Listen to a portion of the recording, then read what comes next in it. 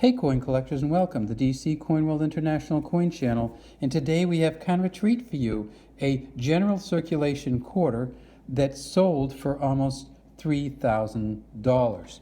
And that is just kind of odd. It was one of these Philadelphia Mint quarters, and it was, they call it the business strike. It's not any special strike or anything. And let's take a look at one and just kind of see what we have here. So if we look at this one, this is, of course, George Washington facing to the left. It says liberty over his head. In God we trust under his chin. There's a P there for Philadelphia. And then way down here we see that it says 1986. If we tip it up on its edge, we see that it has this reeded edge. And we can also see that this is a clad coin. Copper nickel clad copper, so there's copper nickel on the outside, copper on the inside, and then copper nickel cladding on the back. There are 119 reeds in this coin if you want to count them.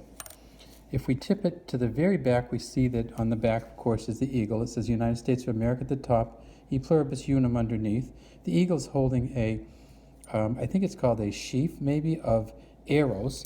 And if you look very closely, you can tell how what condition these arrows are in by the ribbons that are holding them. This one is very worn. There's a ribbon that crosses under his feet, then there's a ribbon here, then there's feathers here, and the point of the arrow here, and the tail underneath. And a really good coin, you can see all the chest feathers, you can see this little cowlick kind of thing that comes off the back, and you can see the eagle's beak better. It says $quarter at the bottom, so this is worth 1/4 of a US dollar. In 1986, the Philadelphia Mint did 550 million of these, 500 million. But still, there's one that they minted, actually a few more than one, that are worth hundreds or thousands of dollars. And that's because of the quality issue. So when you look at a quarter from the United States, you can get these incredible quality differences in it, as you can see for this one and this one. This one's obviously been around. This one has a little bit less wear on it. You can see the shine on there. You can see the P kind of stands out differently on this one. Depending on the condition of the coin, that's how you get the value for these 1986 P coins. Whenever you have a 500 million of something, usually you're not going to find any value in it.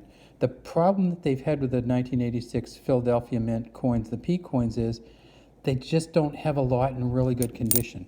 They have under 10 that have been identified in MS67 condition. Mint State 67 condition will have all of those things I talked to you about. You'll be able to see the feathers. You'll be able to see the lines in Washington's hair. You'll be able to see his kind of eyelids here.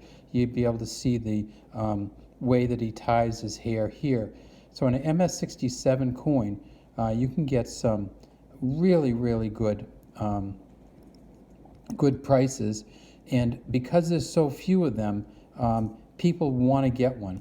This is interesting when we look at this one. See how this one didn't quite finish up on the cladding? This is a little bit of an error coin. I don't know if you can see that.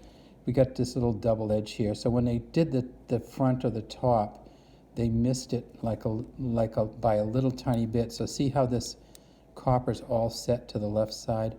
That'll happen sometimes, but it's not a huge value issue. It's just kind of fun. So if you find one like this with the kind of the double trim, try to keep it. Sometimes when you find this double trim, you'll see that the words are kind of way over to the side or the numbers go off.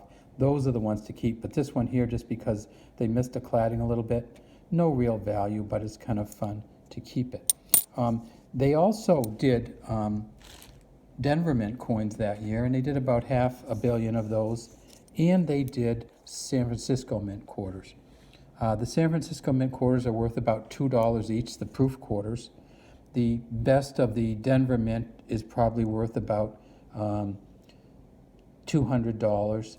But the best of the Philadelphia Mint, and if you ever find a really, really good quality Philadelphia Mint U.S. quarter, and you probably won't find one in your change, but what you might find is one that somebody put away somewhere in 1986 and never did anything with, or you might find one in a roll of 1986 quarters straight from the mint.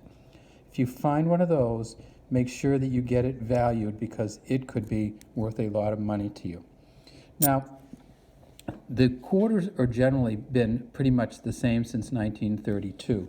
It's a John Flanagan design, the same exact kind of design since 1932, except that in 1932 to 1964, they made these out of silver, or mostly silver, and so 90% silver, so that by the time they got to 1964, they were costing too much to make. So in 1965, they went to these clad coins. And as I said, it's a copper nickel clad copper. It weighs 5.67 grams.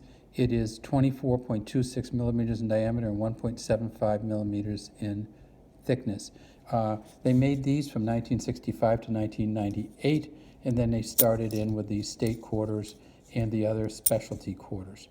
All right, so that's all we have today from DC Coinville International Coin Channel. We'd love to have you subscribe to our channel and leave any comments you have in the comments section.